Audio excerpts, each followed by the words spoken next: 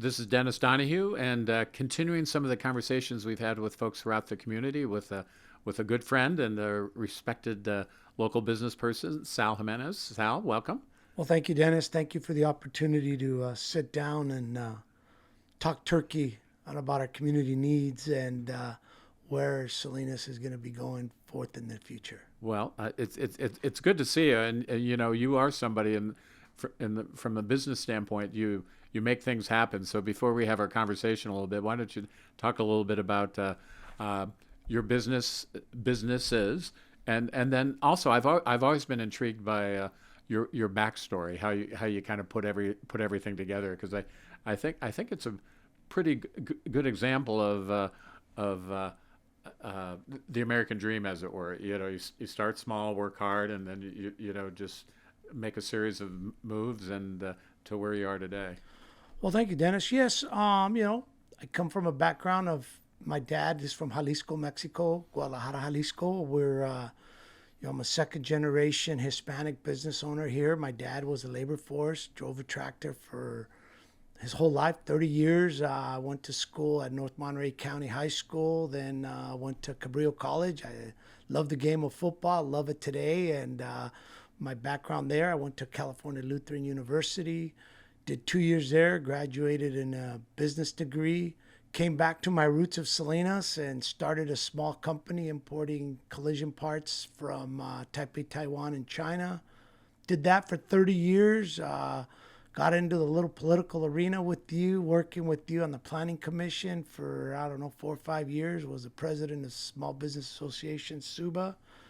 Invested back into my community. I sold that company last year, focusing more on development, real estate. Had an opportunity to open up the old Bankers Casino, and 14, 15 years later, it's part of the community. And it's good to be in Salinas and having opportunity. I'm avid about raising my family here. I've got two boys and a daughter. My daughter is just graduated from ASU. One of my sons is at Palma. The other one's at Buena Vista. And we've got roots here. This is our home. Well, and we've talked a little bit about this before. You know, my own son recently moved and left the area. You know, and he talked about, you know, while there may be opportunities, they didn't match up with some of the economic realities of the city. And then there are other families that we know that their kids feel or grandkids feel like they don't have the type of opportunities that they'd like to have here. And how we've both have talked about we'd really like to change that, and more opportunities, more affordable housing, and really kind of have the same opportunity to build businesses or pursue a career and live and raise their family here. I'm very fond of Salinas. Salinas is, I was born and raised here. Um, my daughter in Arizona State, I said, hey, you want to come back and work within my system? I've been very blessed to work with great community members, leaders, and so forth. But she asked the question, well, what is there in Salinas for me, Dad? And I didn't have an answer for that. And I'd taken an aerial look of it. I go, where's the opportunity for that next generation? I'm very passionate about having opportunity because we're good. But what about the next generation? Right. What do we have to offer for them? Everything from opportunity, jobs, housing, their families, how they're going to raise it. So that's a big question for me with all our leaders is what about that next generation? And how do we keep retaining them here to help us? Because we're short timers here now. Well, you know, there are a number of issues we can talk about in Salinas, whether it's infrastructure and, you know, fix the potholes and the sidewalks. Obviously, there's a public safety issue in terms of we need more officers and rebuild the staffing levels of the police department. But all of those things flow from having resources, and I really think at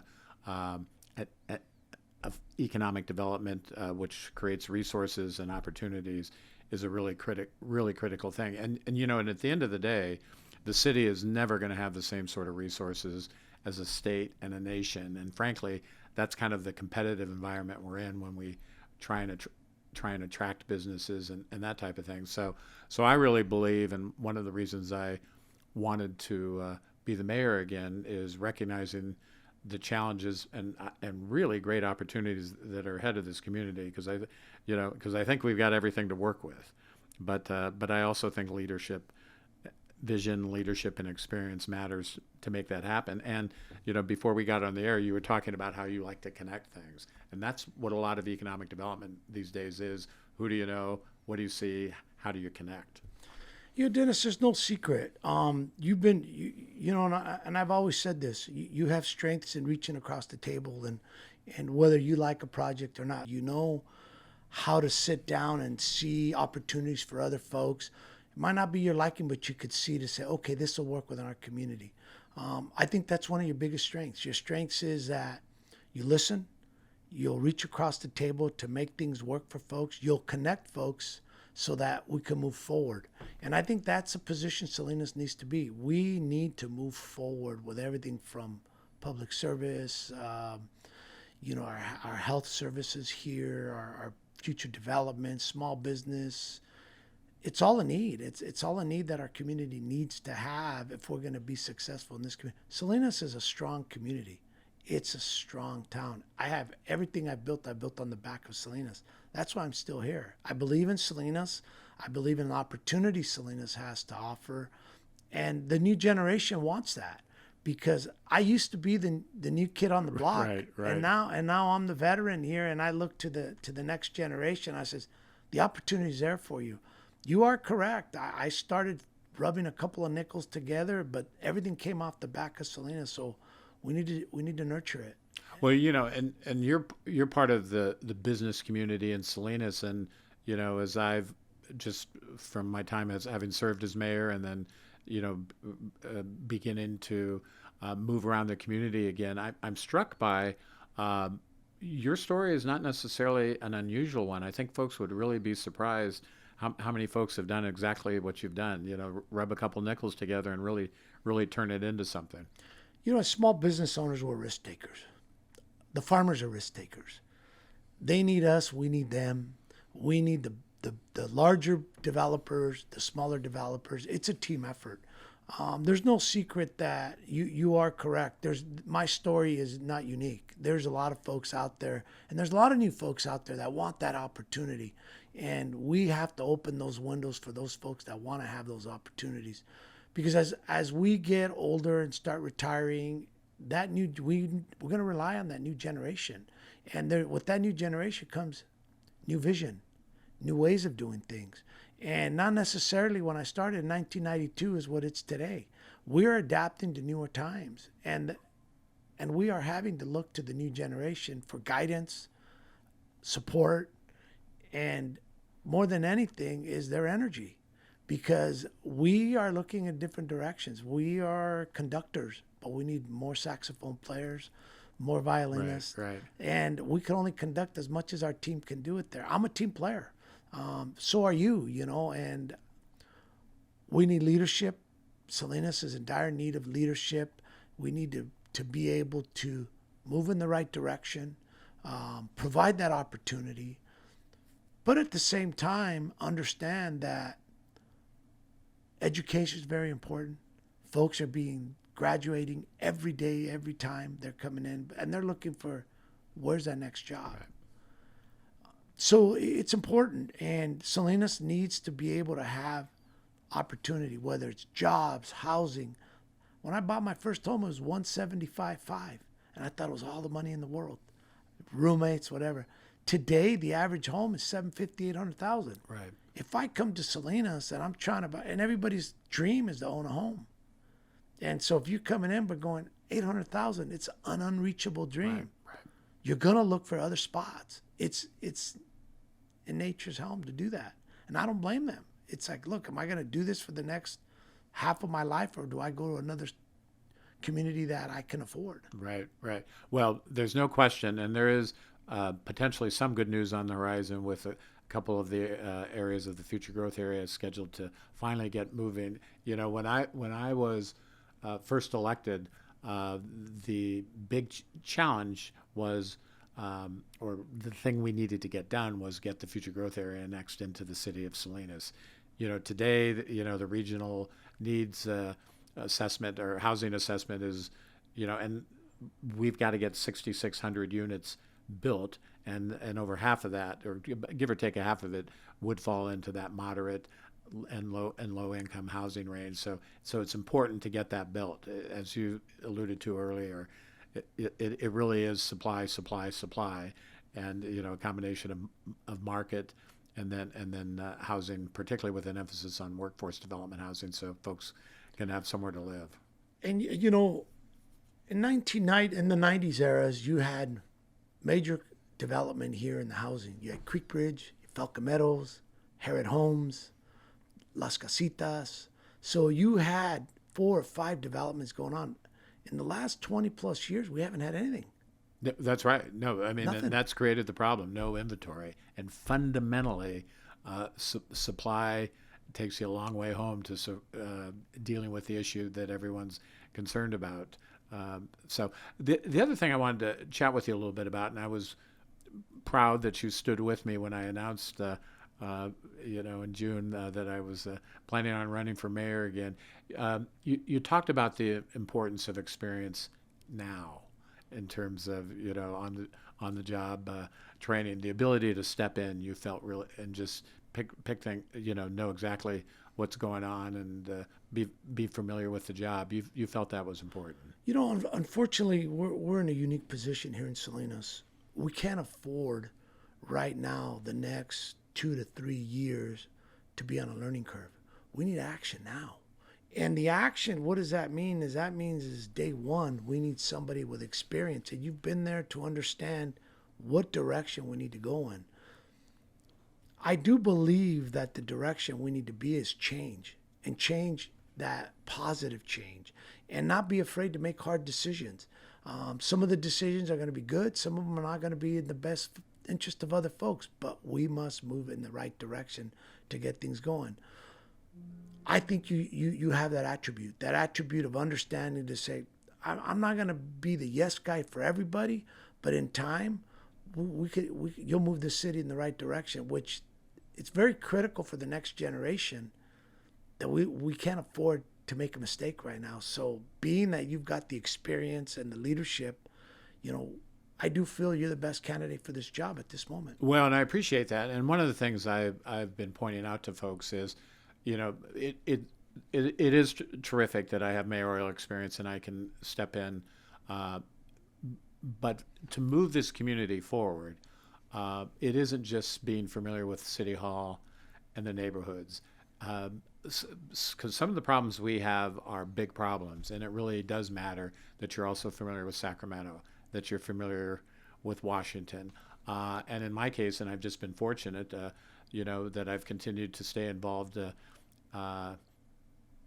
in the ag tech sector, which gives us a hook into the technology world, which those are all of the elements of a next generation economy, and one of the key. So what goes along with that is innovation, and that's a world that always wants to accelerate results, and is also keenly aware of, unless you know how to use technology, it becomes harder to adopt. So that puts us, I've been fortunate to also be in the middle of a lot of seeing what's going on throughout the state, and frankly in the country and in the world around innovation and education all around ag, because Salinas is known as the salad bowl of the world, but we're also known as one of the ag tech epicenters of the world.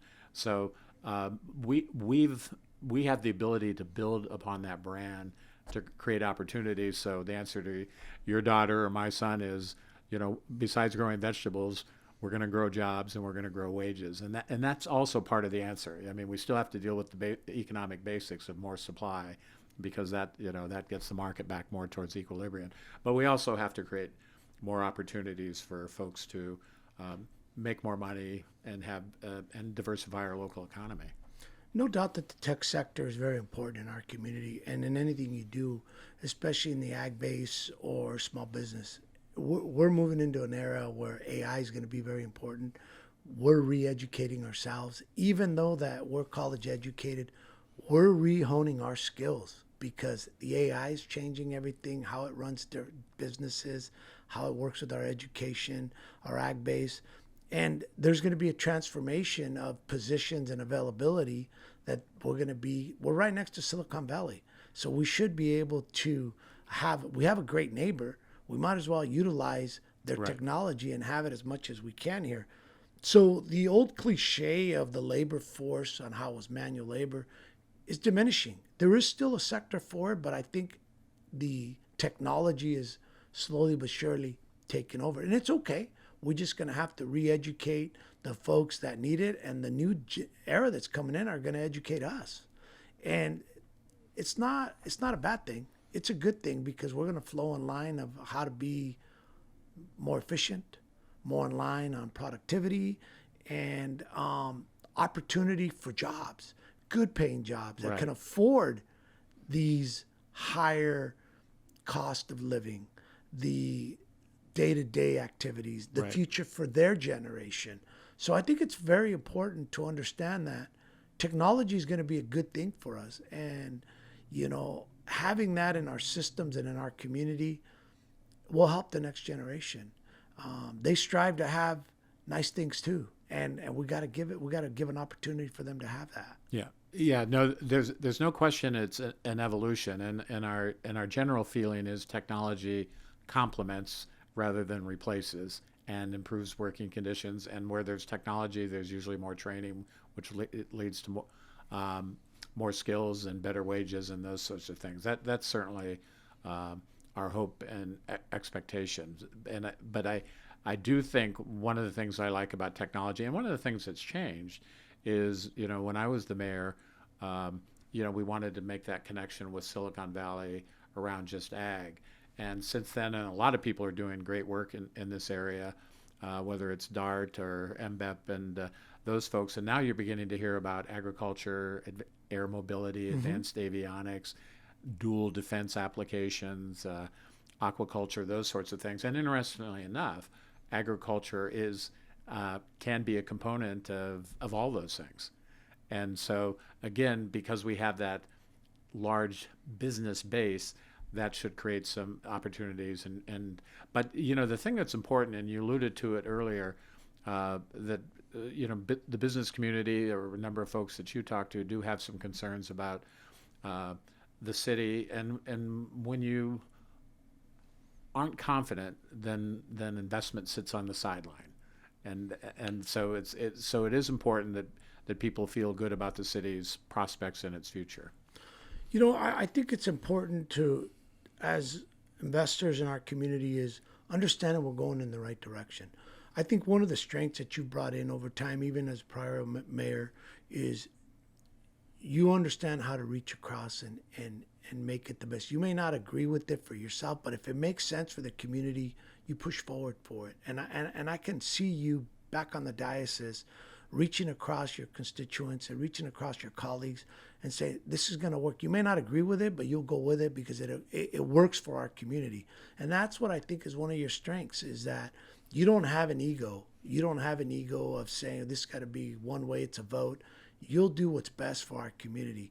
And that brings comfort to the folks out there to understand that you're going to listen, you're going to make the right decision that works for the community, not Dennis Donahue, but for the community, and be able to talk to your colleagues and enlighten them on what will work for them. Remember, it takes 4 votes to move this ship in the right direction. Right. That's exactly right. And I think that we need unity in that diocese. We need unity where you're going to agree to disagree, but you guys are going to vote in the right direction for the community. Right.